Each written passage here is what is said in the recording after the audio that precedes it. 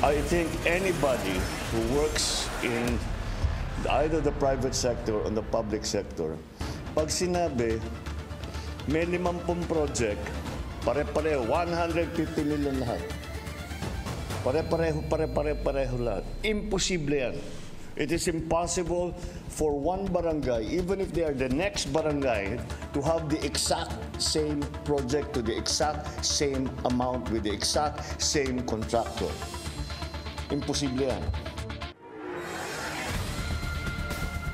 Halos 10,000 flood control projects mula 2022 hanggang 2025 at higit 545 billion pesos ang ginastos ng gobyerno.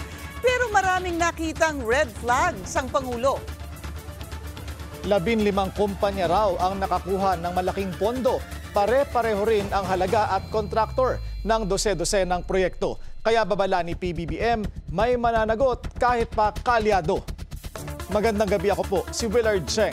Mapapanood tayo sa Beam TV 31, Signal Channel 24, Converge 74, Sky Cable Channel 33, TCL Smart TV at Samsung TV Plus. At ako si Pinky Webb. Simulcast din tayo sa DWAR Abante at 94.7 Mellow BFM. Simulan na natin ang agenda. Nasa higit 100 bilyong pisong halaga ng flood control projects na sungkit umano ng 15 kontraktor. Higit 6,000 proyekto, wala rin daw kadeta-detalye ayon kay Pangulong Bongbong Marcos. Word war sa Senado. Pagkampi umano ni Minority Leader Tito Soto kay House Speaker Martin Romualdez, pinuna ni SP Cheese. Soto, pumalag sa patutsada. Para sa presidency, acting Davao City Mayor Baste Duterte, naniniwalang yan ang motibo ni Speaker Romualdez sa pagpapatalsik kay VP Sara. 2 barko ng China nagbanggaan habang hinahabol ang barko ng Pilipinas sa West Philippine Sea. Playing with fire, PBBM nilinaw ang pahayag tungkol sa Taiwan na ikinagalit ng China. At jet ski joke ni Vice Ganda, inalmahan ng mga kaalyado at taga-suporta ni FPRRD. Ilang taga Davao gusto siyang gawing persona non grata.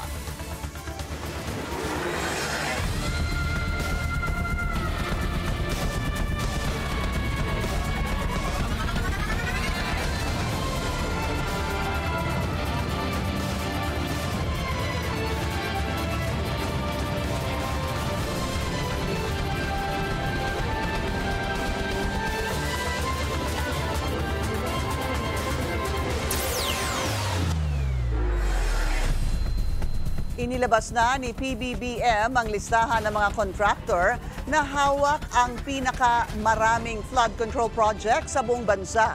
Ang pinagtataka ng Pangulo, na corner ng 15 kumpanya ang bulto ng mga proyekto sa nakalipas na 3 taon na nagkakahalaga ng higit 100 billion pesos. At isa lamang yan sa red flags na nakita ng Malacanang. Ang detalye sa agenda report ni Ivy Reyes. Sa 545.64 billion peso budget para sa flood control project simula 2022, 20% nauwi raw sa 15 kontraktor.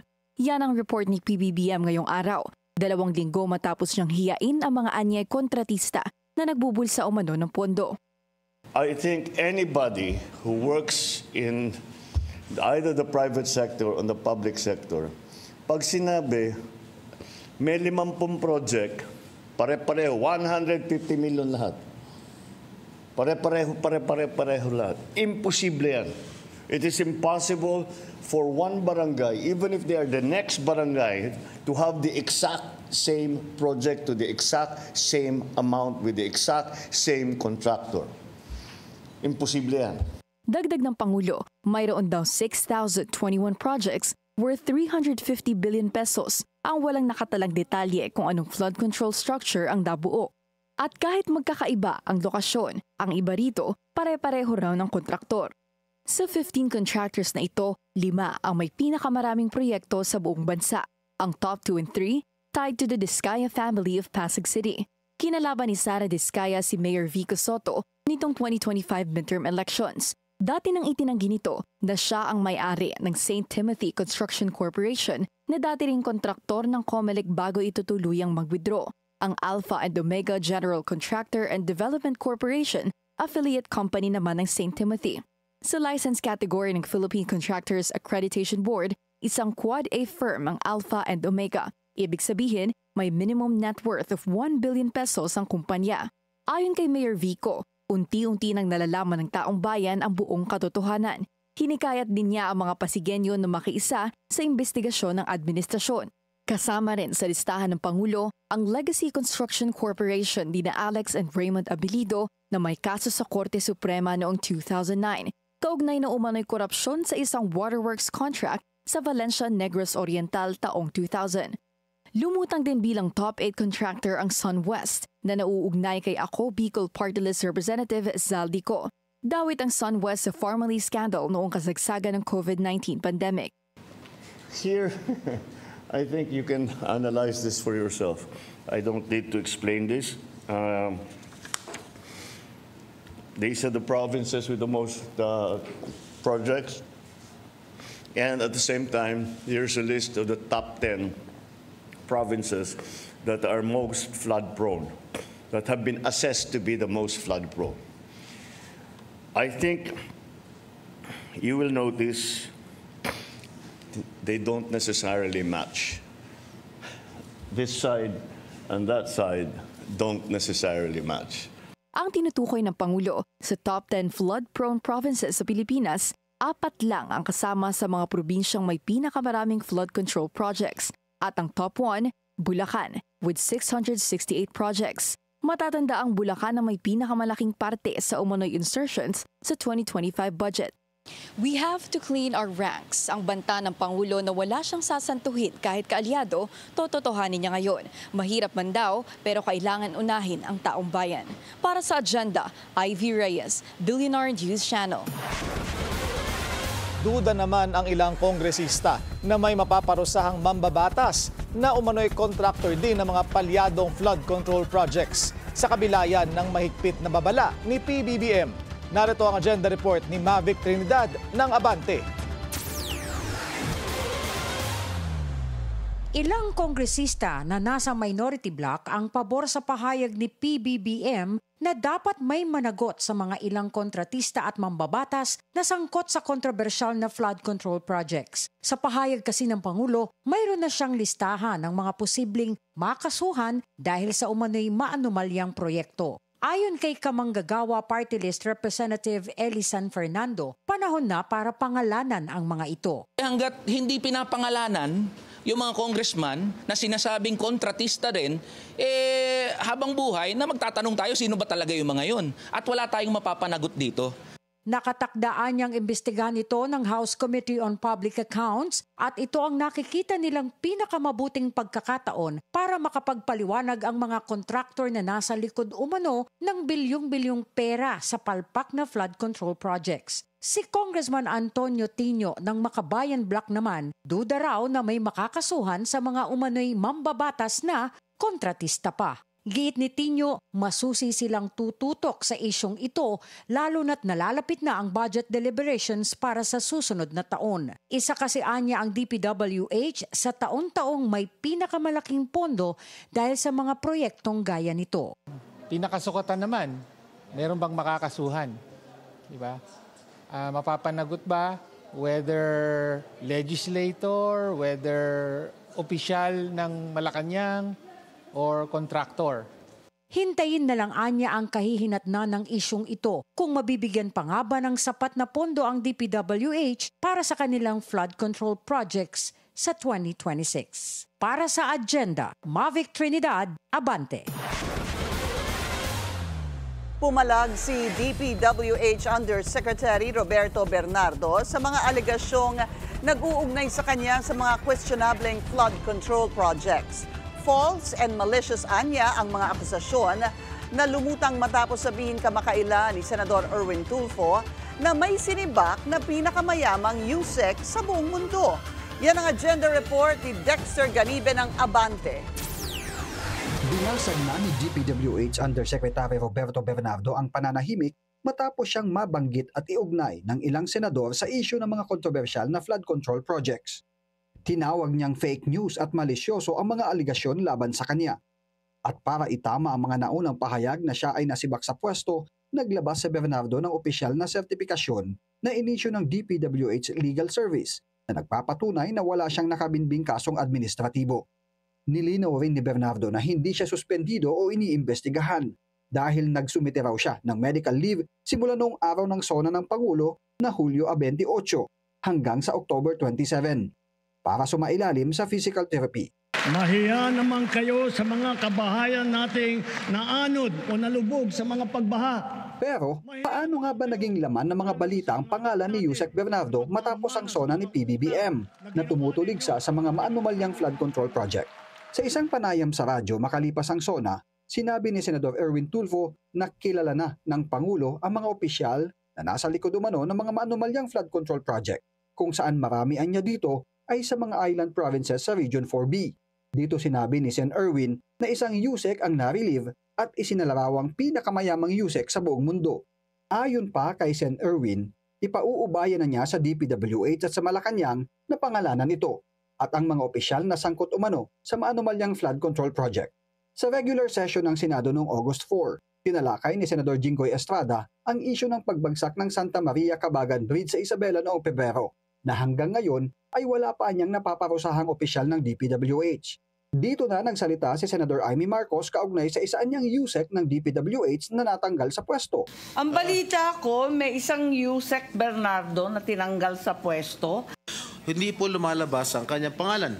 Bagay na ibinalita ng agenda bilang update sa naunang pahayag ni Sen. Erwin noong weekend. Lumiham ang legal counsel ni Yusek Bernardo sa Bilyonaryo News Channel at pinabulaan ng sangkot siya sa anumang anomalya at walang pending investigation sa kanya. Naninindigan ng agenda na ang balita ay batay sa mga pahayag ng mga mambabatas. Sinubukan naming makipag-ugnayan sa DPWH pero wala pang inilalabas na pahayag ang nooy naka-medical leave na si Yusek Bernardo. Agosto 5, sa panayam sa Senado, kinumpirma ni Sen. Erwin na naka-leave si Yusek Bernardo at duda siyang makababalik pa sa pwesto. I was informed na nag-leave of absence po si Yusek Bernardo ng 3 months daw po, according to one of my sources within DPWH. So I don't know kung marinig niyo ulit yung question niya. Kasabay ng paglunsad ng Malacanang ng isumbong sa Pangulo.ph website para sa mga flood control project sa ilalim ng kanyang administrasyon, may panawagan ng Pangulo sa lahat. Let's be circumspect about pointing fingers and shouting at people. Tignan natin na mabuti. Para sa agenda, Dexter Ganibe, Abante. Once it is archived, it is dead. Session is hereby adjourned.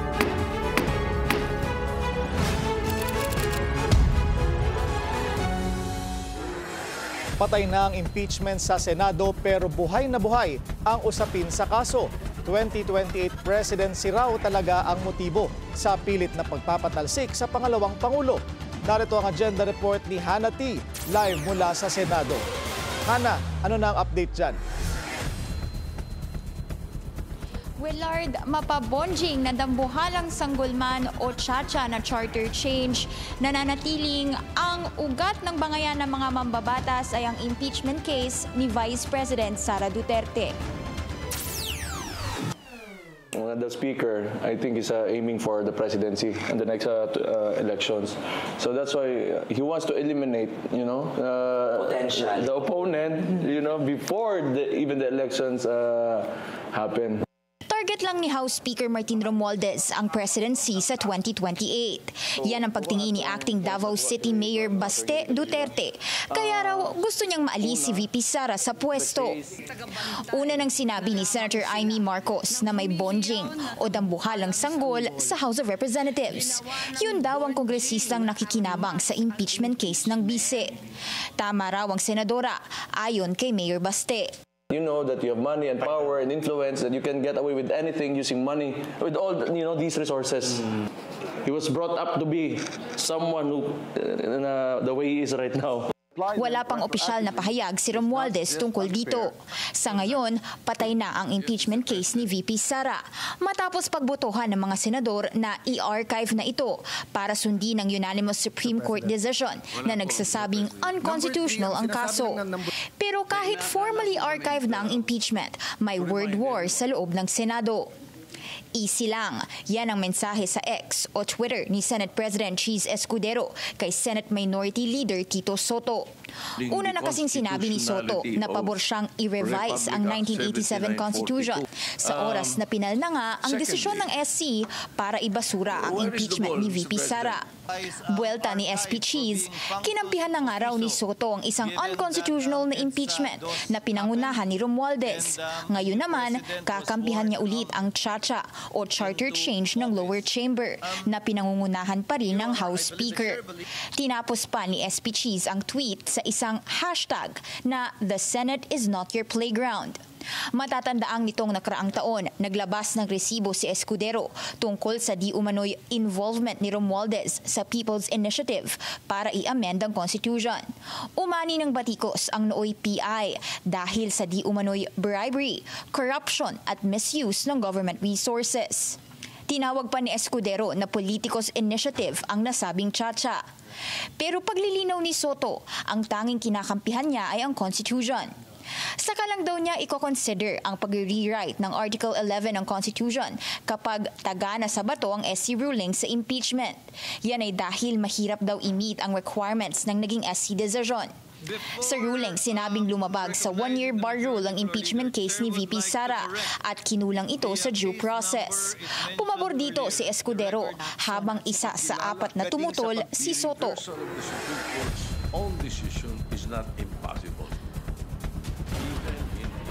Willard, kanina sa isang panayam sinabi ni Senator Joel Villanueva na ang usaping charter change dapat sa tamang oras, tamang panahon at tamang paraan. Kaya lang anything that officials will do right now with Chacha, hindi raw maalis ang pag-iisip ng taong bayan na posibleng konektado na ito sa 2028 presidential elections.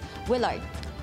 Hana, bukod kay Senator Joel Villanueva, ano ang base mo sa ibang mga senador? Lalo't bago ang komposisyon ng Senado. Bukas ba sila ngayon sa Chacha? Willard, magandang tanong yan. No? Bago pa man itong impeachment case ni VP Sara, sinabi ni Senator Joel Villanueva kanina na matagal na raw open itong discussion pagdating sa charter change. At sabi naman niya, mahalaga raw ay mapag-usapan daw ito ng mga senador given nga na bago yung composition ng Kongreso na ito. At kung matatandaan natin, si Senator Robin Padilla ang nakaupo ngayon na chairman ng Constitutional Amendments Committee. Pero kanina sinabi ni Villanueva na posibleng may changes sa committee chairmanship dahil interesado naman daw si Senator Robin na dapat ang mauupo sa ganung komite ay isang abogado at ang posibleng options daw ay sina Senators Kiko Pangilinan, Alan Peter Cayetano na mga abogado nga. Pero syempre since hindi pa naman pinal, hihintayin pa natin kung ano yung magiging development pagdating dito sa Committee on Constitutional Amendments. Balik sa iyo, Willard. Alright, maraming salamat sa iyo, Hana T. Live mula sa Senado. Isa na namang motion for reconsideration ang inihain sa Korte Suprema laban sa pagbabasura nito sa impeachment case ni VP Sara. Ang detalye sa agenda report ni Joash Malimban. The Constitution is supposed to protect the states from the highest of public officials like the Vice Presidents. It should not be the other way around. Isang motion for reconsideration in intervention na naman ang isinumite sa Korte Suprema ngayong araw patungkol sa ruling na nagdedeklarang unconstitutional ang Articles of Impeachment laban kay Vice President Sara Duterte. Ang intervenor sa pagkakataong ito, isang grupo ng mga abogado at religious and civic society leaders. Wala kaming nagawang mali, tama yung aming proseso at sana makita yun ng Supreme Court at mabigyan kami ng pagkakataon na marinig at mailatag ang mga ebidensya na amin pong nakita at maaari po magpaliwanag din ng pangalawang Pangulo. Mabigyan natin siya ng proper forum sabi niya gusto niya marinig yung kanyang panig. Ito yung pagkakataon sana na marinig. Kabilang ang grupong ito sa mga naghain ng third impeachment complaint laban kay VP Sara. Sa isinumiteng MR, panawagan nila na baliktarin ng SC ang kanilang naging desisyon. Pati na rin ang pagdidismiss sa mga petisyong hinain ng kampo ni VP Sara. Tulad ng iba pang naghain din ng apela, nanindigan ng grupo na walang nilabag na batas o proseso ang Kamara nang ihain ng ika-4 na impeachment complaint at itransmit ito bilang articles of impeachment sa Senado. We do not have any problem with what the House of Representatives did to our complaint. Totoo po, they archived our complaint, but they proceeded into filing the strongest and the best possible version of the impeachment complaint. Dagdag pa ng grupo, tila nag-overstep ang korte sa exclusive powers ng Kongreso sa deliberasyon ng mga ebidensya sa impeachment cases. Paninindigan ng grupo, dapat harapin ng bise ang impeachment, lalo na't isa itong uri ng accountability measure para sa mga nasa kapangyarihan. Para sa agenda, Joash Malimban, Billionaire News Channel. At makakausap po natin ngayon, former FEU Institute of Law Dean Mel Santamaria. Attorney Santamaria, good evening to you and thank you so much for your time. Good evening, Pinky, at sa lahat ng ating tagapanood. Ilang MR na po ang inihain sa Korte Suprema laban sa pagbabasura ng VP Sara impeachment. Really, what do you think are the chances na magbabago o mababaliktad itong unanimous ruling ng SC?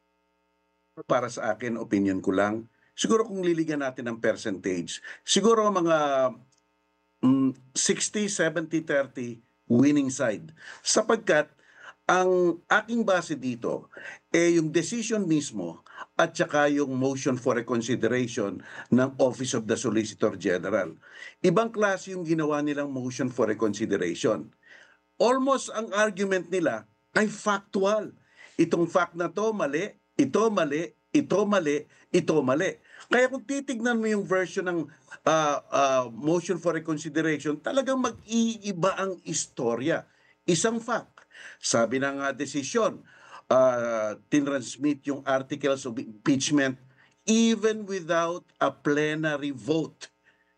Ang lumalabas sa House of Representative record, meron pala.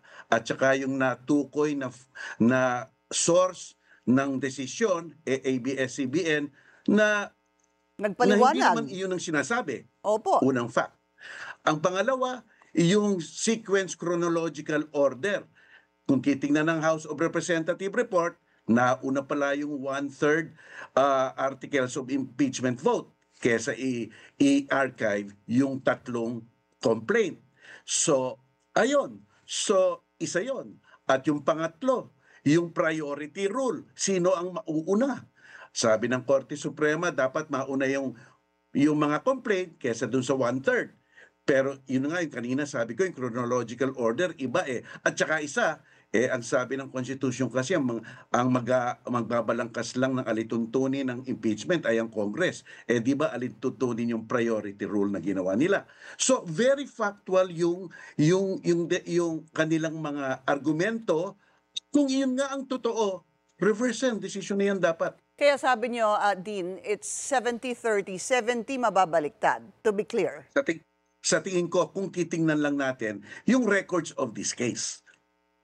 Okay, meron pong isang lumabas din na insight ng isa sa framers ng 1987 Constitution, si dating Associate Justice Adolfo Ascuna. Ang sabi niya po dito, there was no violation of that particular provision. Ito pong one impeachment complaint per year.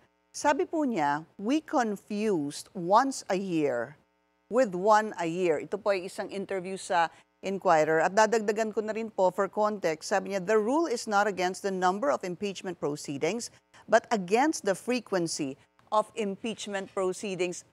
Paano ho niyo ito maipapaliwanag sa amin? Tignan natin yung mismong artikulo o probisyon ng ating konstitusyon. Ang sabi ganito, no impeachment proceedings shall be initiated against the same official more than once within a period of 1 year. Isali natin sa wika natin. Walang impeachment proceeding ang isasagawa laban sa parehong opisyal ng mas marami sa isang beses sa loob ng isang taon. So ano ang antecedents nung mas marami sa isang taon? Yung proceeding, hindi yung complaint. Kahit na ilang daming complaint ang ginawa mo, basta't isa lang ang proceeding mo sa isang taon, ayos na ayos yun. Iyon yung February 5, 2025. Yung pang-apat. Doon lahat nangyari iyan. Opo, yung sinasabi nyo, yung pang-apat, yun po yung sinasabi nyo proceeding, yung fourth impeachment complaint. O yung proceeding, iyon yung lahat nung araw nung February 2025. Isang session, isang proceeding, kahit ilang ilamp mo doon, isa lang yun. Kaya inang sinasabi ni Ascuna, hindi one complaint. Once, within a period of 1 year. At ang antecedents nung once is proceeding. Diba? So, kung titignan mo, anong tinutukoy nung once? Ang tinutukoy nung once, hindi yung complaint, kundi yung proceeding. Kaya kung magkakaroon ka ng isang proceeding, ilamp mo na lahat dyan ng mga complaint sa isang session na yon noong February 5, tumupod ka sa konstitusyon. Iyon ang sabi ni Ascuna. Doon po papasok yung proceeding dahil basically sa pagkaintindi ko sa inyong explanation or paliwanag, dahil everything was taken up, supposed to be the first 3 impeachment complaints on Feb 5 that was supposed to be archived. The House claims after the 4th impeachment complaint was signed by more than 1/3 and therefore transmitted to the Senate and constituted the articles of impeachment. Lahat nung nangyaring nung araw na yon, ang sinasabi nyo, ay yun po yung proceeding. Because it's the frequency of proceeding, not the number of complaint. At iyan rin ang sinabi sa Gutierrez versus House of Representatives na surprisingly enough, niligay rin ng Duterte versus House of Representatives sa loob ng kanilang desisyon na iyon daw ang diwa ng rule na iyon. It's not the frequency of the complaint, but it's the number of proceeding. It's a question of time, not a question of the number of complaint. Kaya kung titignan mo yon, lahat nangyari ng isang araw, isang proceeding lang yon, and therefore, once within a period of a year. Yun ang sabi. Ano pong masasabi nyo doon sa pag-archive naman ng Senado sa Articles of Impeachment? Yan, okay. Para sa akin, that's the better part of prudence. Kasi basta in-archive mo, hindi naman sinasabing dismiss. So technically, ang pag-archive pwedeng hugutin ulit kung may numero ang senators para dinggin ulit.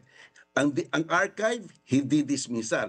So, therefore, in effect, kahit na sinabi ng Korte Suprema, immediately executory, ang umiral pa rin from motion to dismiss, motion to archive, hindi pa rin nila in-execute. Kasi kung immediately executory at kung sabi ng Supreme Court, wala kayong jurisdiction, dapat i-dismiss mo na yun, di ba? Pero because of nagkaroon ng mga diskusyon, niligay sa motion to archive, okay lang yon para sa akin sapagkat parang in-between compromise agreement yon para lahat naghihintay ngayon sa desisyon ng Korte Suprema. Din palagay niyo ba compromise agreement yon? Dahil kung babalikan po natin yung boto nung August 6 ng mga senador, ang original talaga is motion to dismiss. Dito na po tumayo si Senator Ping Lacson at sinabi niya hindi ko mahanap kahit saan itong provision or that any provision or rules that will allow us to dismiss. Doon po nagkaroon ng parang palitan natin yung salitang dismiss at gawin nating archive. Yung punto mo, Pinky, sapagkat sabi rin ni Senator Lacson, Honorable Marcoleta, wala tayo sa impeachment court ngayon. Nasa plenary session tayo ng legislature. So bakit ka mag-motion to dismiss? Iba yung impeachment court sa plenary session ng legislature, kaya tayo'y nahandito as a legislature, not as a court. So talagang motion to archive, baka yun na talaga ang in-between resolution ng Congress. Pero be that as it may, it is really the better part of prudence because it means a lot of things. Hindi tapos ang kaso, pwedeng umpisahan or pwedeng outright dismiss kung iyan ang nais ng ating mga senador. What do you think of the vote? 19-4-1. Kasi si Senator Ping Lacson ang nag-abstain. Oo. Okay, basta nakikita natin ang vote kung ang pag-uusapan natin ay alyansa. Alyansa, talagang hindi magbabago yung vote na yan. Sapagkat kung alyansa at mga kampi-kampi ang pag-uusapan, hindi magbabago yung vote na yan. Pero kung pag-uusapan natin ang merito ng kaso, let's say, kung anuman talaga ang ilalabas ng Korte Suprema, ayan, iiral pa ba ang alyansa? Kasi number of votes lang yan di ba? O yun ang merito ng kaso. So, yan ang it remains to be seen. And ultimately, konsensya ng mga senador ang iiral dito. Sino bang meron, sino bang wala, depende sa desisyon na ilalabas ng Korte Suprema. Dina, sa last question, sa tagal na po nating pinag-uusapan ito, may mga salita, this is a question I've also asked previously, yung mga common po na mga salita, yung accountability, rule of law, meron pong anti-Duterte, at kung ano-ano pa, to describe actually this impeachment complaint. Para ho ba sa inyo, ano ho ba talaga itong impeachment complaint na ito? Di ba? Kung lahat ng mga nagkamali ayon sa ating konstitusyon ay dapat managot. Pero kung ang nagkamali ay mga makapangyarihan, impeachment kayo. At sapagkat napakahirap niyong hulihin o napakahirap niyong panagutin, ibababa natin ang threshold ng pagpa-file ng kaso para maging accountable kayo. So number one, it's a question of accountability. And ultimately, sa Korte Suprema naman, it's a matter of, para lang sa aking opinion, humility versus hubris. Kasi kung tatanggapin nilang nagkamali sila sa facts, it's an act of humility, which is not an act of weakness, but an act of courage. Pero kung pananatiliin nila, ewan ko na lang kung paano nilang ina-navigate yung mga sinasabing error of facts. Yeah. Maraming salamat po sa inyong oras. Former FEU Institute of Law Dean Mel Santamaria. Maraming salamat, Pinky. Lisensya ng nahuling nag-counterflow sa Skyway, revolt for life. Susunod yan sa agenda.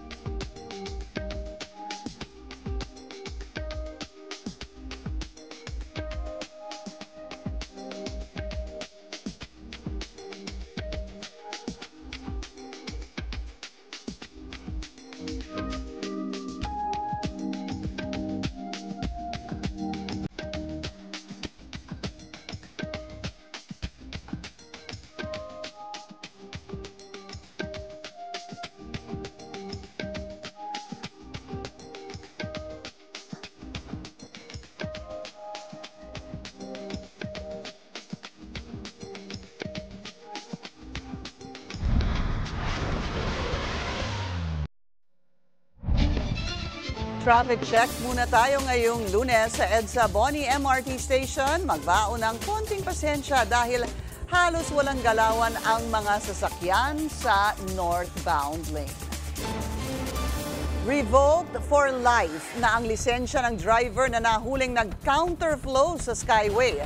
Pinatatawag na rin siya ng LTO para magpaliwanag. Yan ang agenda report ni Andrea Salve. Pinatatawag na ng LTO ang driver na huling-huli sa kanyang pag-counterflow sa Skyway madaling araw noong Sabado.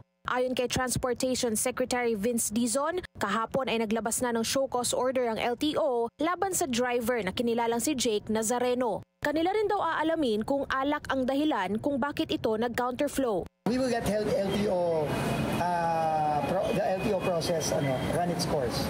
Desidido rin ang kalihim sa kanyang utos na perpetual revocation ng lisensya ng driver. There is an appeal process, pero para sa akin, pasensya, one violation of that magnitude is enough for you not to drive again. Hindi ka na makakapagmaneho. Ano ka na lang, maghanap ka na ng ibang kapamilya mo na pwede magmaneho para sa'yo. Mariinding nagbabala si Dizon sa mga motoristang mahuhuling nagka-counterflow sa highway. Anya kung anong parusang kahaharapin ni Nazareno ay siya ring ipapataw sa mga susunod pa. Para sa Agenda, Andrea Salve, Billionaire News Channel. Humor overreach, not a good joke para sa Duterte supporters ang jet ski holiday skit ni Vice Ganda. Viral ngayon ang kanilang concert segment kung saan pinasaringan niya ang pangako ng dating Pangulo na mag-jet ski papuntang West Philippine Sea. Narito ang agenda report ni Edith Isidro ng Abante.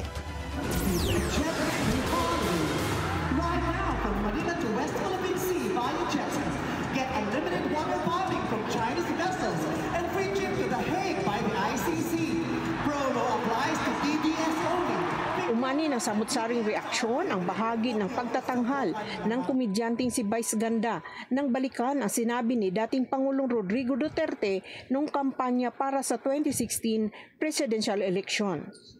Matatanda ang sinabi ni PRRD noon na mag-jet ski siya para palisin ang umaangkin sa Panatag Shoal at iwagayway niya ang bandila ng Pilipinas doon.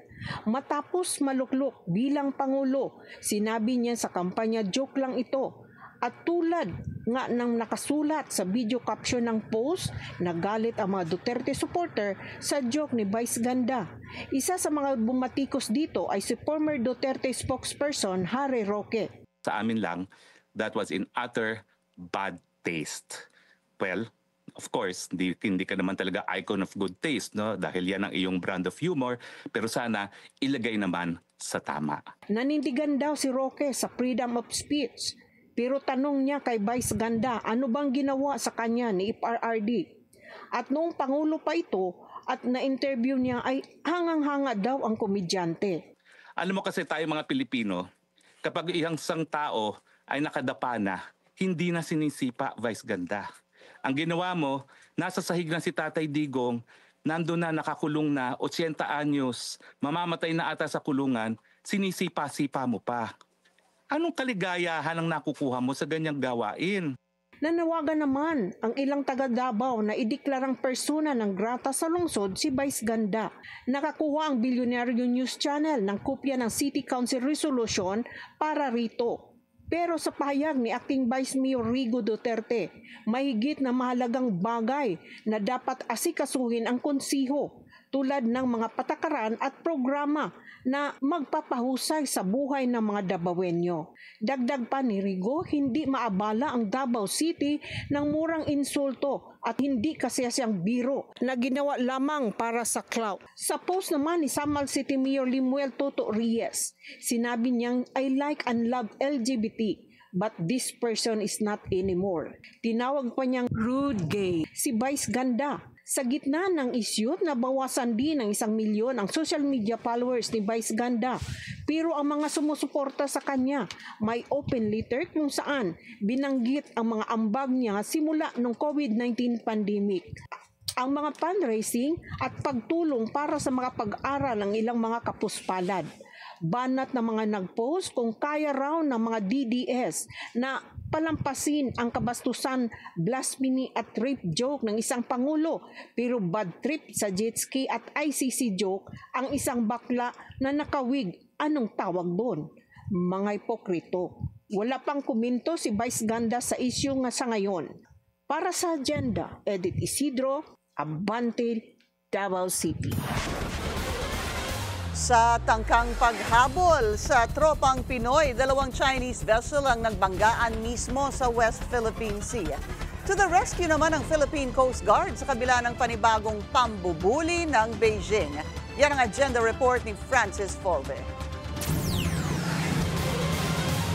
May panibagong pambubuli ang China sa West Philippine Sea.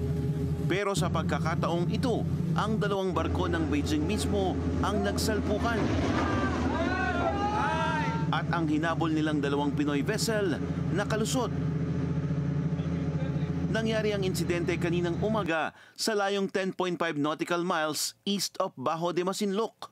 While we were being chased by the Chinese Coast Guard 3104, ay nagkaroon ng insidente ang pagitan ng China Coast Guard at ang PLA Navy Warship 164. Sila mismo ang nagbanggaan at dahil dito na damage yung unahang parte ng barko ng China Coast Guard. Sa kabila nito, nag-alok pa rin ng tulong ang PCG sa tripulante ng CCG na posibleng nasaktan sa kolisyon. Itong incident na to, I hope it would already convince the Chinese government to adhere to the collision regulation. Ilang beses na nating sinasabi ito na if we're going to carry out dangerous maneuvers at sea, eventually it will lead to a maritime incident or sea mishap. And this is what happened here. Sa hiwalay na insidente naman na inulat ng Philippine Navy, nag-radio challenge ang BRP Jose Rizal at BRP Emilio Jacinto sa PLA Navy vessel at CCG sa May Mabulis Island sa Batanes. Hindi sumagot sa radio challenge ang mga barko ng China. Sa halip ay lumihis ng ruta ang mga ito. Nang tanungin tungkol sa panibagong panggigipit ng China sa ating karagatan, ang sagot ng Pangulo, sanay na tayo rito.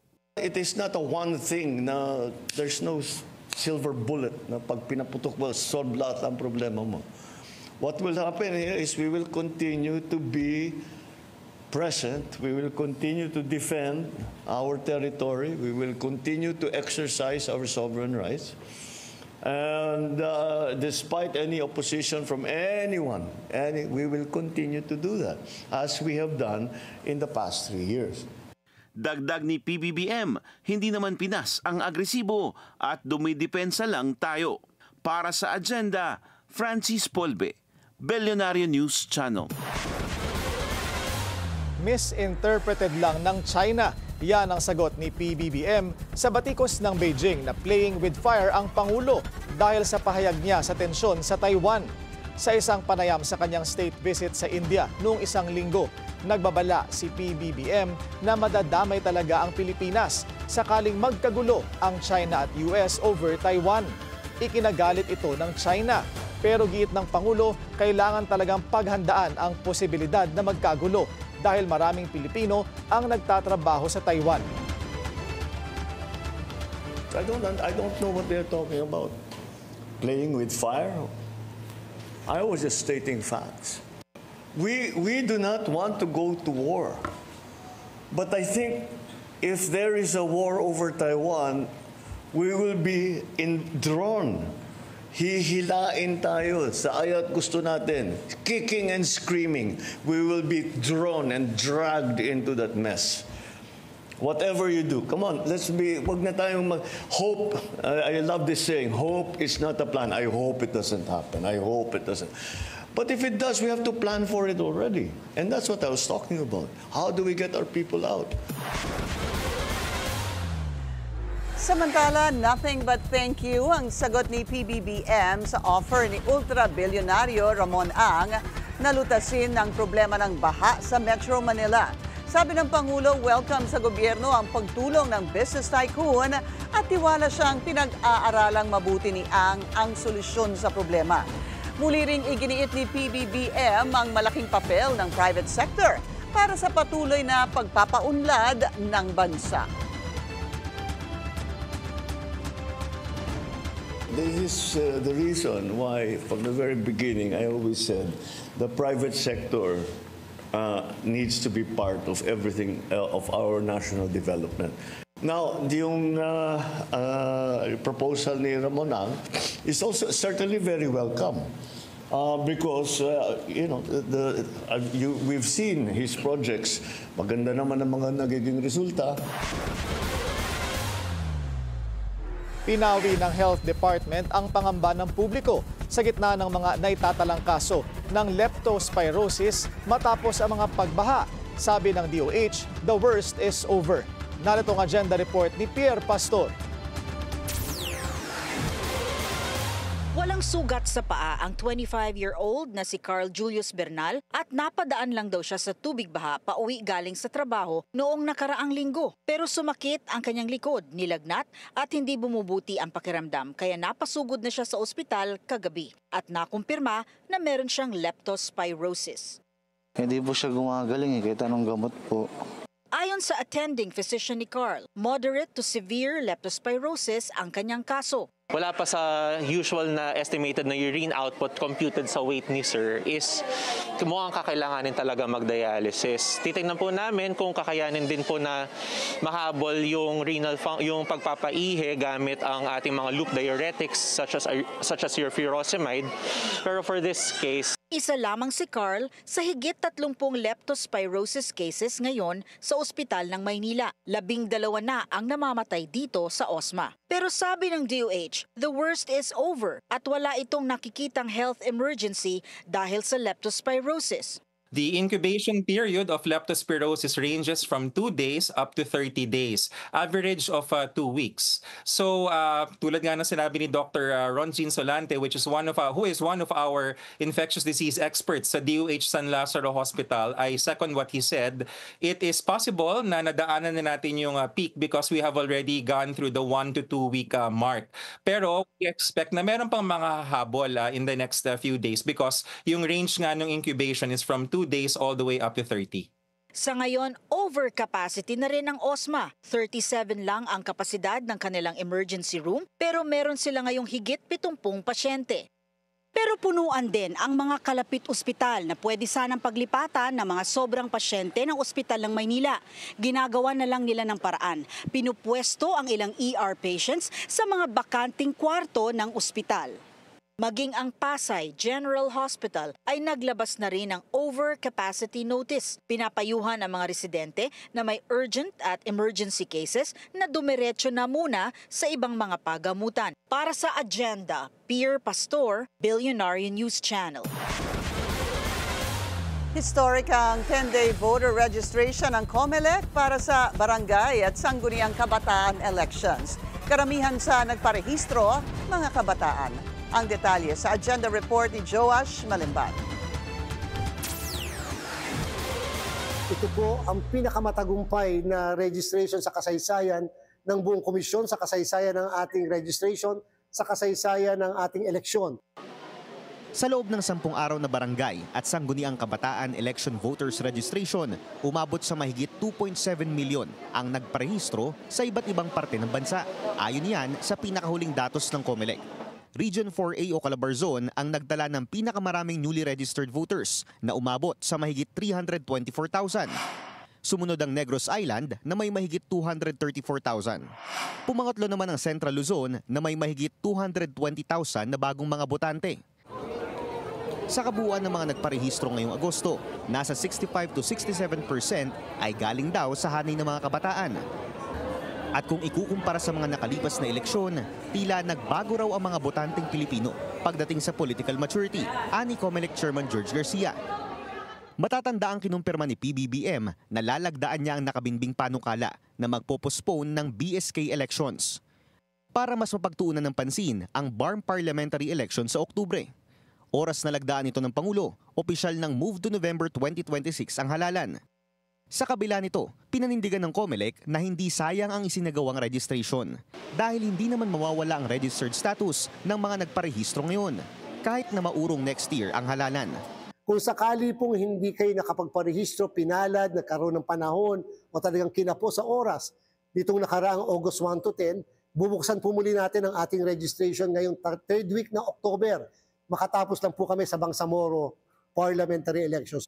Habang nakabinbin ang panukala sa opisina ng Pangulo, tuloy-tuloy pa rin daw ang preparations ng poll body.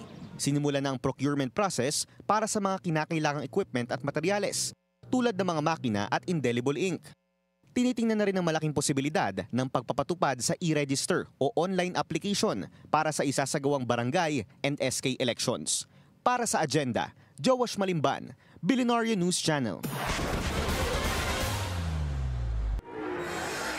Mandaluyong City Mayor Menchie Abalos nagsalita na hinggil sa umano'y misunderstanding nila ni Senator Erwin Tulfo.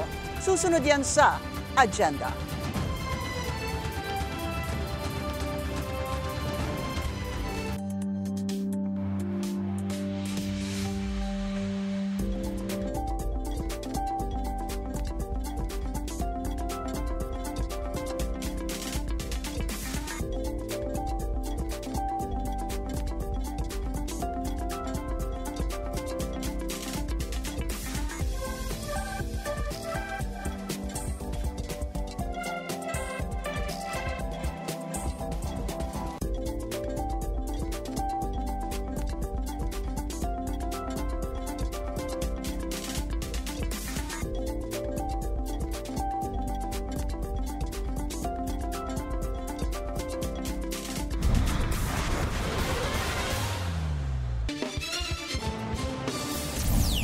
Traffic check ulit tayo. Sa EDSA Guadalupe naman, mabagal ang daloy ng mga sasakyan sa north and southbound lanes.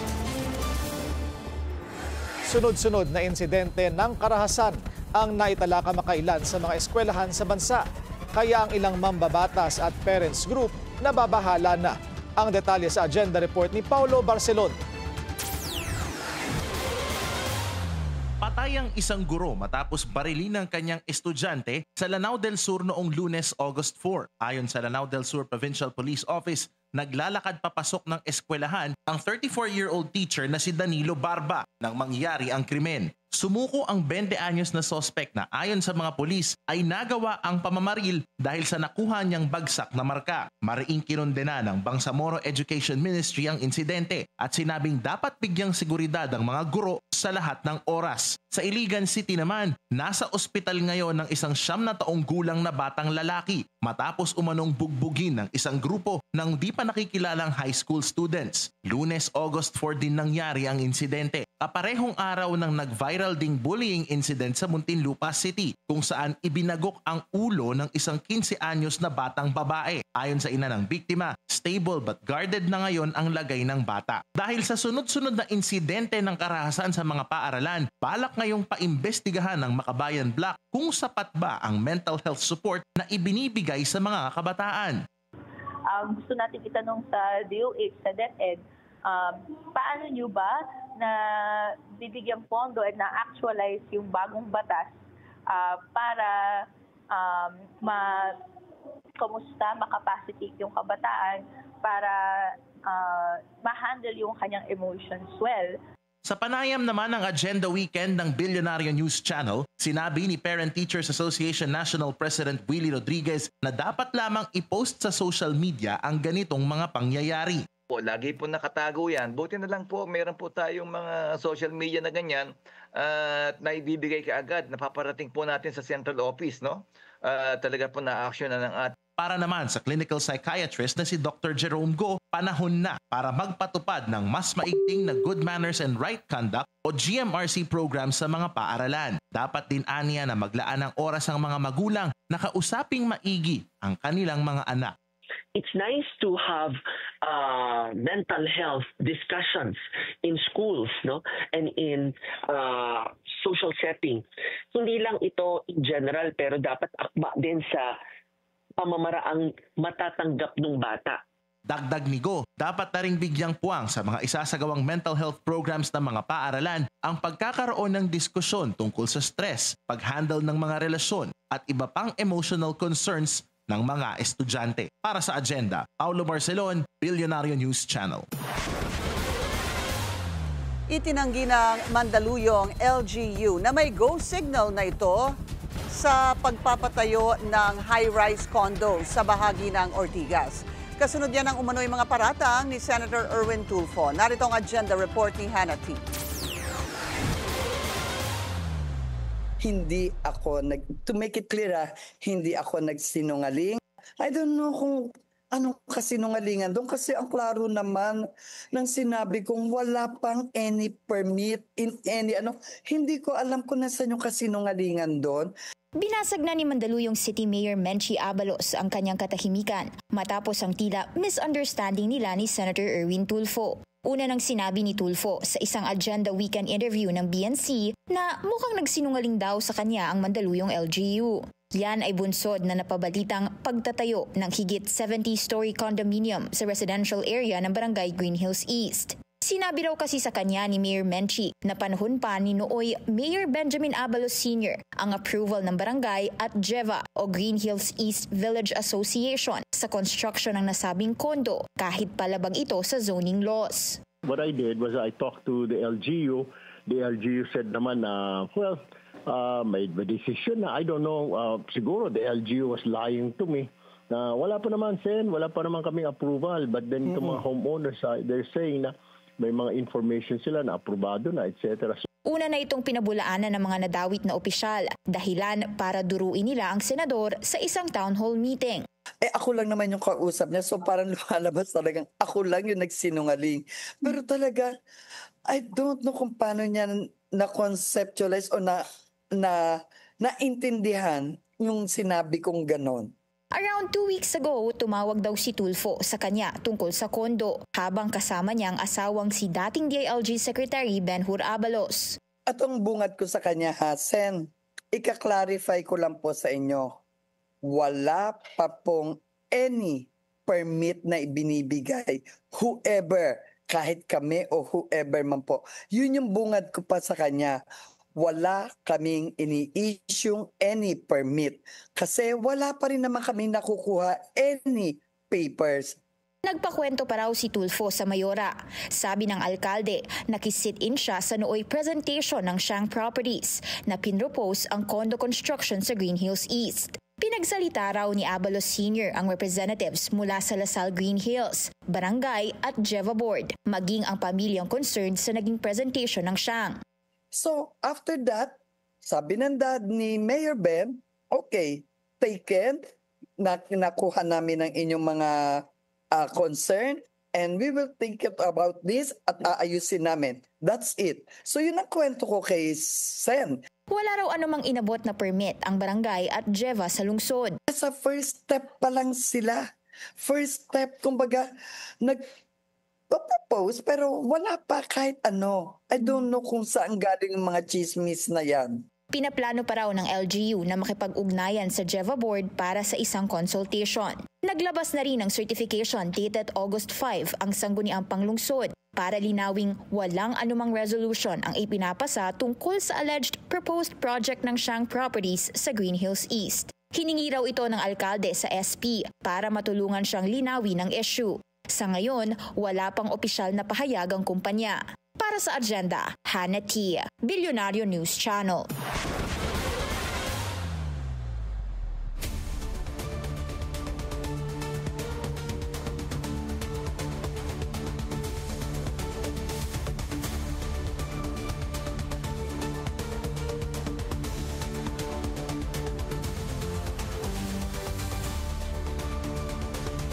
Hindi pa tapos ang boxing. Yan ang pananaw ng economic managers ni PBBM sa kabila ng sweeping tariffs ni US President Donald Trump. Pero aminado sila, kulang na sa foreign investors ang bansa. Ang detalye sa agenda report ni Sujin Kim. Hindi apektado ang bansa sa banta ng 40% tariff ng US sa transshipped goods. Ito ang naging paglilinaw ni Presidential Economic Advisor Frederick Go kasama ang economic managers ni PBBM. We are not covered by that because we are not identified as a country who does transshipments. So we do not have that clause. So for example, other countries might have a 20% tariff for regular goods and 40% tariff on transshipments. So we don't have that clause. Okay. Pero malabo pa rin ang issue sa banta ng 100% tariff sa semiconductor exports. Matatanda ang ilang beses nang nagpapalit-palit ang anunsyo ng Washington. Minsang na-exempt ang semiconductors pagkatapos ay muling isinama sa tariff list at muling nabalitang posibleng ma-exempt. So we are still seeking clarification from the US TR side, and of course we are lobbying that that our semiconductor exports likewise be exempted if there is such. Ayon kay Go, pinaglalaban ng Pilipinas na ma-exempt ang ating assembly, testing at packaging operations. Aminado si Go dahil sa mga global issues, humihina ang pamumuhunan sa bansa. In this period of uncertainty, it's very difficult for businesses to make long-term investment decisions. Pero sa harap nito, kumpiyansa ang ilang ekonomista, kabilang si Security Bank Chief Economist Angelo Taninco na magiging positibo pa rin ang paggalaw sa bansa dahil bawas ang exposure natin sa global trade. The fact of the matter remains, Philippine economy is domestic-oriented. We think that the domestic resilience of the Philippine economy will help the recovery fast-track, and that's why for next year we are upbeat. Sa panig naman ng Bangko Sentral na 5 beses nang nagbaba ng policy rates para suportahan ang growth sa bansa. I think things look good. I think there's room for at least one more cut. You have to balance the risk of inflation against the need for growth. Our policy rates, along with the very resilient banking system, I think are supporting growth. Kumpiyansa si BSP Governor Eli Remolona Jr. sa katatagan ng banking system. Para sa agenda, Sujin Kim, Billionaire News Channel. Para naman sa isang grupo ng mga negosyante, matinding dagok ang 100% tariff ni US President Trump sa semiconductor products na papasok sa Amerika.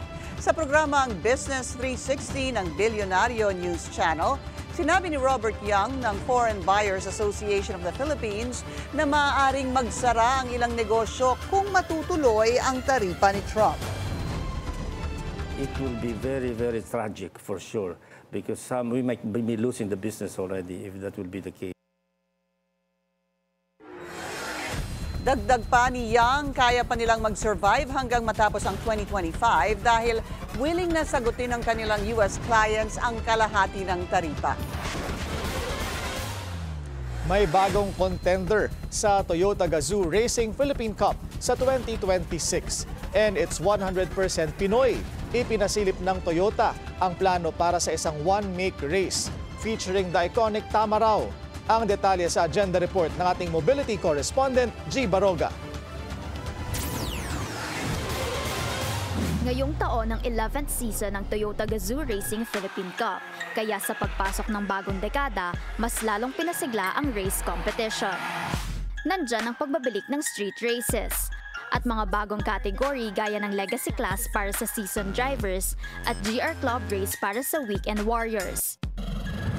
Sabi nga ni Toyota PH President Masato Hashimoto, after 10 years, it was time for something new. We have many racers joining this event, but year by year, that level of excitement gets a bit smaller and smaller. So we need to reignite those people's heart or fire. At sa huling round ng kompetisyon over the weekend, naganap ang Big T's. Ayon kay Billionaire Air Andy T, AVP for Marketing Services at head ng bagong tatag na GR section ng Toyota, may panibagong dapat abangan ang race fans sa 2026. We are planning to make the Tamaraw one-make race an entirely separate class. For next year, the Vios will be the standard classes that you see from this season, but we do plan to add for the Tamaraw. Ang performance shop na Auto Plus ang nag-re-engineer ng mga Tamaraw at ginawa itong track beast. Pati ang president nitong si Luis Gono, impressed sa naging resulta. We were already able to reach lap times of below 2:30 in the practice today. So we're hoping to get closer to the 2:20s in a few months. I haven't raced in 7 years, pero it really got me excited again to be behind the wheel of an all-new car. All-new skill set required to drive this car since it's not your conventional race car, as you said.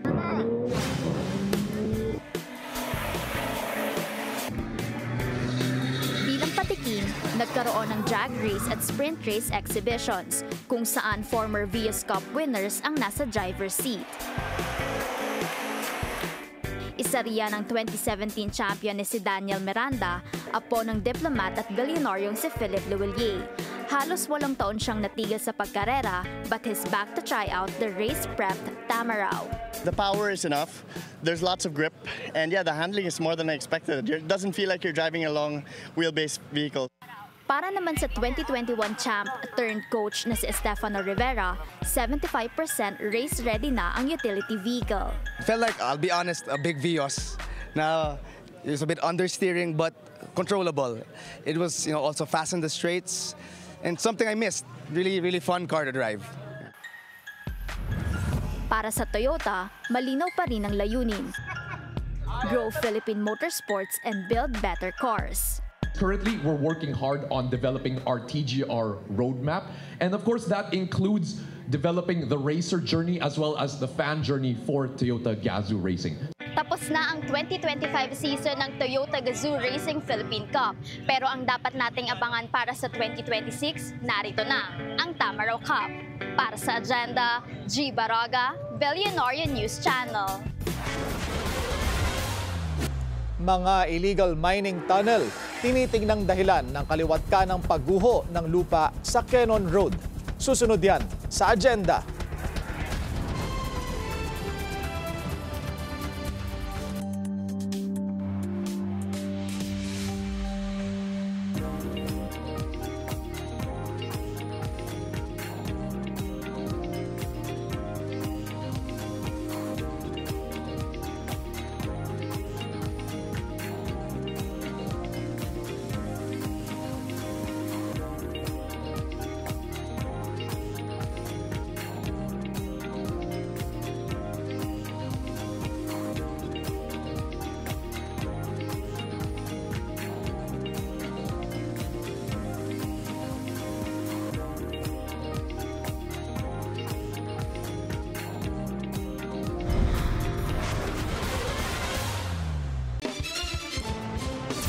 pang traffic check ngayong Monday rush hour sa EDSA Mega Mall. Bumper to bumper ang mga sasakyan sa northbound lane. Moderate to heavy naman ang southbound lane. Bukod sa malakas na mga pag-ulan, illegal mining daw ang dahilan ng pagguho ng mga lupa at bato sa Cannon Road sa Tuba, Benguet. Yan ang agenda report ni Dobby De Guzman. Dahil sa malakas na pagbuhos ng ulan, dala ng habagat at ng mga nagdaang bagyo, nagmistulang ilog ang bahagi ng Cannon Road sa Tuba, Benguet. Gumuho ang malalaking bato at lupa. Ang bagong gawang rock shed sa Camp 6 na ginastusan ng milyon-milyong piso. Halos gumuho na. Dahil sa tindi ng pinsala, hanggang ngayon ay sarado pa rin ang Cannon Road. Tanging mga residente lamang ang pinapayagang makadaan. Nagsagawa ng inspeksyon ng DPWH Cordillera para masuri ang lawak ng pinsala at sanhi ng kaliwat ka ng pagguho. Dito nabisto ang maliliit na butas sa mga bundok na hinihinalang illegal mining tunnel. Ayon kay Director Kadafi Tanggol ng DPWH Cordillera, ang mga tunnel na ito ang isa sa mga sanhi ng pagguho. Yung initial na nakikita kasi namin with the non-stop na ulan, yung butas na yan napuno ng tubig with the continuous heavy rain. And then nung puno na, hindi na kaya yung side ng mountain, bumigay na. So yan na yung bumagsak sa ating national road. Inakyat ng Bilyonaryo News Channel ang Sitio Talite, ang pinanggalingan ng mga gumuhong lupa at bato sa rock shed ng Cannon Road. Ipinakita ng ilang residente ang lumalaking bitak sa lupa na nilay dulot ng pagmimina at malakas na pag-uulan. Ano yung kinakatakutan nyo mangyari dito? Yung landslide po. Sa pag-ikot ng BNC sa lugar, kitang-kita ang mga mining tunnel. May mga bato na kasing laki ng sasakyan na ayon sa mga residente ay maaring gumulong pababa at tumama sa mga bahay sa paanan ng bundok o sa mga motoristang bumabaybay sa Cannon Road. Kwento ng mga residente, dekada 90, malaking mining company ang dating nag-ooperate sa lugar pero nalugi. Kaya small-scale miners ang pumalit. Ang ilan sa kanila, lisensyado, pero karamihan ay illegal ang operasyon. Ngayon, nagte-take advantage ang may mga impluensya, may mga puhunan na minimina na tuloy yung mga kagubatan namin, which causes the disaster naman po dito sa Cannon Road. We will coordinate with the MGB pati sa BLIST on how to approach this holistically. Kasi kung infrastructure intervention lang, kung hindi rin ito ma-regulate or ma-stop, kahit anong gawin natin, magkakaroon pa rin ng mga massive slides dito sa Cannon Road. Ayon sa Mines and Geosciences Bureau Cordillera, plano nilang pagsamahin sa isang asosasyon ang mga minero para maging lehitimo ang kanilang operasyon. Para matulungan namin in terms of mining, kasi we have the technical expertise. Sila wala. Wala silang safety, wala silang basta sige, tira, ganun. Hindi ganun ang yung namin. Kailangan namin tulungan kasi yan din yung income nila. Dagdag ng MGB, hindi makatwirang ibuhos ang sisi sa mga minero dahil ang nararanasang pagguho ay epekto ng labis na pag-ulan dulot ng epekto ng climate change. Taon-taon, milyon-milyong piso ang ginagastos ng pamahalaan para sa pagsasaayos sa Cannon Road. Dobby De Guzman, Bilyonaryo News Channel, Baguio City. Korean national na wanted sa fraud, arestado sa Parañaque. Ang detalye sa agenda report ni Andrea Salve.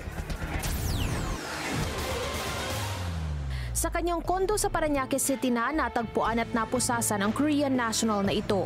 Subject siya sa isang Interpol Red Notice dahil sa multiple fraud charges sa South Korea.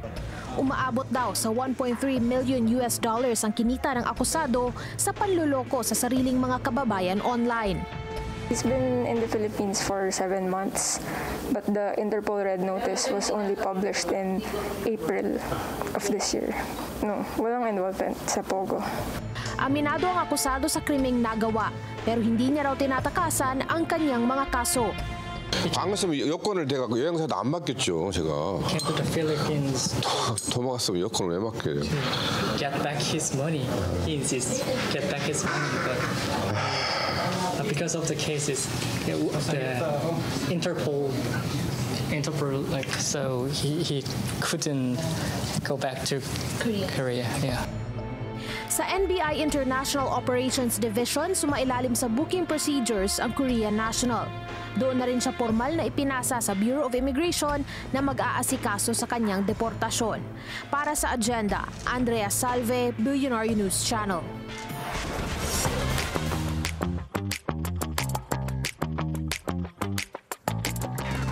The Philippines has crowned its newest queen. Let's get to know our representative for this year's Miss Earth Philippines competition sa Agenda Report ni Joan Manalo. Rampahan, aurahan at advokasya. Yan ang nanaig sa Coronation Night ng Miss Philippines Earth 2025. At ang Nature Queen na matagumpay na nag-uwi ng corona, Miss Philippines Earth 2025 is Bacoor City, Joy Barcoma! Walang iba kung hindi si Joy Barcoma ng Bacoor City, Cavite. Kinoronahan siya ni Miss Philippines Earth 2024 Ira Mel Alfeche ng Matanao, Davao del Sur. Nanaig lang naman ang beauty and substance ni Barcoma among 35 other hopefuls mula sa iba't ibang lugar sa Pilipinas at Filipino communities abroad. Lubos na nagpapasalamat si Barcoma sa kanyang pamilya, mga kaibigan at taga-suporta sa pagsama sa kanyang buong Miss Philippines Earth 2025 journey. Dagdag pa niya, isang malaking hamon at tagumpay na maipagkatiwala sa kanya ng Miss Philippines Earth Organization ang corona, lalo na sa kanilang silver anniversary. I actually utilize my platform now. Even without Miss Philippines Earth, I'm already utilizing my platform. But thankfully now, I think my stage has widened. My influence has broadened because of the Miss Philippines Earth organization. And so I would like to use this platform to really amplify voices, not just of nature, but of course of people being affected by the effects of nature now and climate change. Ang tanong ngayon ng marami, what's next for Miss Philippines Earth 2025 Joy Barcoma? Of course, a queen deserves to rest. I'll be resting, but rest assured that the rest that I will be doing, the respite that I might be needing, is something that I will use to actually prepare for the next competition. I'll be representing the Philippines. Bukod kay Barcoma, 3 other queens also brought home other elemental titles. Binansagang Miss Philippines Air 2025 si Maria Flor de Lis Mabaw ng Antipolo City. Si Angel Rose Tambal naman ng La Paz, Leyte ang kinoronahang Miss Philippines Water 2025. At si Jamie Strickland from the Filipino community in Tallahassee, Florida ang Miss Philippines Fire 2025. Para kay Miss Philippines Air 2025, isang malaking karangalan din ang mapabilang sa Elemental Court ng pageant ngayong taon. It has been a month of practicing, of perfecting our craft, and I'm glad that it's finally over and it all paid the price. At ang mensahe ng crowd favorite sa kanyang mga taga-suporta, it's very overwhelming and I'm very touched for everyone who came here to support me today. Susunod na aabangan ng pageant fans ang muling pagrampa ni Barcoma, this time on the international stage sa Miss Earth 2025. At kahit wala pa mang pinal na detalye tungkol dito, looking forward na ang lahat na maitayo ni Barcoma ang bandera ng Pilipinas sa buong mundo. Para sa Agenda, Joan Manalo, Billionaire News Channel. 7-year-old Zach Vico can be considered a Pinoy golf prodigy. At such a young age, he's already a world champion. Narito ang Agenda Report ni Sheila Salaysay. Sa mundo ng palakasan, may mga pagkakataong hindi edad ang sukatan ng galing, kundi tapang, tiyaga at pagmamahal sa sport. Ang batang manlalaro na ito ay handang makipagsabayan, magbigay ng karangalan sa bansa at ng inspirasyon sa susunod na henerasyon. Kilalanin natin ang bagong bituin ng Philippine sports. Paglapag pa lang ng 7-year-old champion golfer na si Zach sa Pilipinas, sa golf course na agad siya dumiretso para ipatuloy ang pag-iensayo at walang puknat sa pagpalo. Hi Zach! Congratulations on your win. How do you feel like you're already a world champion? It feels good for me It's a way to challenge myself. How are you challenged? Like there's also like many good players from other countries that get to compete in the tournament. At a very young age, you're already competing. Like this is the golf world tournament. How did you prepare yourself for that? I had to like play a lot. I have like a simulator in my house, so I play there for like 2 to 3 hours every day. And like there's 2 times every week I play fairway just to get my accuracy. For Zach, golf isn't just about the competition. It's also about the experiences along the way. The most exciting thing about golf is that you're able to make new friends and learn other stuff about it. How old did you start playing golf? I started playing 2 years ago. Behind every young athlete are parents who cheer, guide, and sometimes even step onto the course with them. How happy are you when he won? I was caddying kasi. So usually when you're caddying, I felt now, I realized na mas nakakakaba when you're watching rather than when you're caddying. Like you're there with him. But when he won, I was very happy. I was very happy. I was even happier of his reaction when he won because first 3 holes namin was very bad. And then for a normal child, he would be crying already siguro. Kasi, but then he just prayed. He just continued prayed hole after hole. And then I think I was happier that he was able to like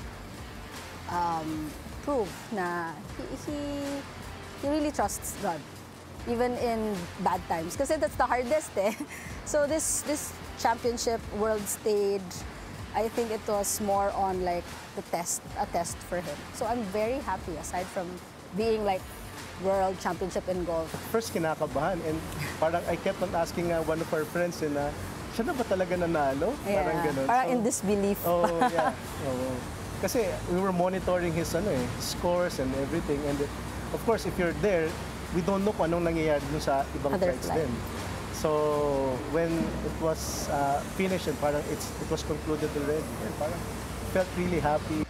Sinusulat ni Zach Gico ang kanyang pangalan sa kasaysayan at sa puso ng bawat Pilipino.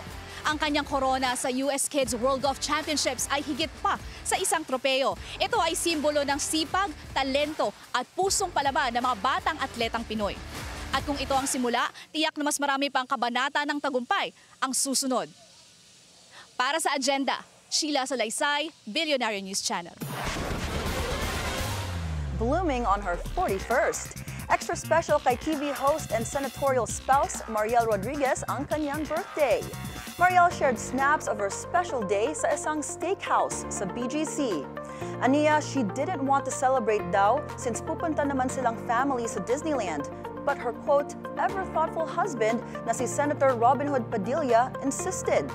Nasa celebration ang kanilang 2 daughters na sina Isabella at Gabriela Padilla. Present din ang isa pang anak ni Robin na si Kylie at ang Padilla matriarch na si Mami Eva Carino Padilla. Hindi na nakaligtas sa mata ng netizens ang mas sweet na galawan ni Atasha Mulak at San Miguel Corporation heir Jacob Ang. Sa viral TikTok post, tila cozy ang dalawa sa dinner ng pamilya ni Atasha. Present sa gathering ang mga magulang ni Atasha na sina Aga Mulak at Charlene Gonzalez. Una nang naging usap-usapan sina Jacob and Atasha matapos i-share ni Jacob sa IG niya ang newest project ng aktres na Bad Genius. Sa gitna ng speculations, may paglilinaw ang ama ni Jacob na si ultra-bilyonaryo Ramon S. Ang. Si Atasha is a very nice lady. Napakabait at napakaganda. Sobra. Kaibigan ng anak kong Jacob. Friends lang, sir. Si Jacob ang bunsong anak ni RSA. Yan, speaking of RSA, meron siyang plano. Tutulong At sabi daw ni siya. Pangulo, go. Yeah. Oo. Hindi, thank you ang sabi niya. Hindi naman niya sinabi go, no? Oo. Pero si iba namang hindi magsasabi na oo, ano? Right, for Kapag free. libre na ipapagawa yung mga problema natin sa baha. Yeah, sana naman. I hope other people follow suit din. Ang ganda nun, no? Yeah, you know, actually ang mangyayari dyan, kung magawa niya yan, kung payagan siya o talagang sabihin ng gobyerno go, ang tanong dyan, bakit hindi kinaya ng gobyerno? Oo. Bakit hindi kinaya ng DPWH? Bakit hindi kinaya ng MMDA? Bakit hindi kinaya ng mga local government officials, di ba? Kung kaya pala ng, kung kakayanin ng RSA yan, bakit hindi natin kinaya all these years? Yes. Right. Sa dami ng pera ng gobyerno, di ba? Oo. At mas mayaman ang gobyerno sa ating lahat, supposedly. Pero saan napupunta? Exactly. ang So we'll pera? see. All right. Yan, ang ating agenda ngayong gabi. Ako si Willard Cheng. Ako naman po si Monique Tuzon. At ako si Pinky Webb. Sa bawat issue may anggulo at ang balita may agenda.